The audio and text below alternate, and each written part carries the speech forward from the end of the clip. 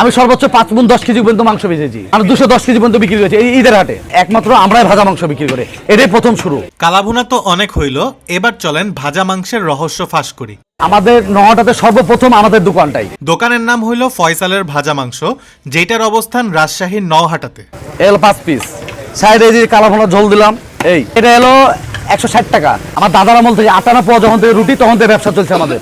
আগে 20 টাকা 22 টাকা কেজি মাংস ছিল, ধরেন আগে ধান টান বেচতে আসতো, গরু হাট ছিল, তখন থেকে আমার বাবা করে শুরু। তখন শুরু করতে হলো আপনার 2 টাকা 1.5 টাকা পিস মাংস, এটা ছিল 4 টাকা 5 টাকা বড় পিস। আগে তো চেয়ার টেবিল ছিল না, এই আপনার এই চট ছিল, এখন তো সব হয়ে গেছে।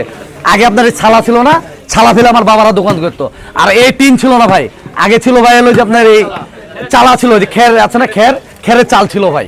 আমাদের এখানে পার্টিতে বসে খেতে পারবেন, আবার হলো চেয়ার টেবিলে বসে খেতে পারবেন। এমনি ধরনের হাটে আমরা বিক্রি করি 2 মণ 2.5 মণ করে মাংস বিক্রি হয় সবসময় অচর। এতদিন তো কালাভুনা খাইছি আমরা, এখন দেখি ভাজা মাংসটা কেমন। বিসমিল্লাহ।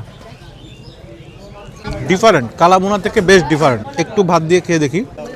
মাংসটা যদিও একটু শুকনা, বাট ঝোলের জন্য ব্যালেন্স হয়ে যাচ্ছে। এই মাংসটার টেস্ট রাজশাহীর অন্যান্য মাংসের চেয়ে বেশ ডিফারেন্ট। আমরা অনেক মাংস খাইছি, কালাভুনা, লাল ভুনা, এইটা হচ্ছে ভাজা মাংস এবং এইটার টেস্ট বেশ ডিফারেন্ট। আপনারা এখানে আসলে এটা ট্রাই করে দেখতে পারেন।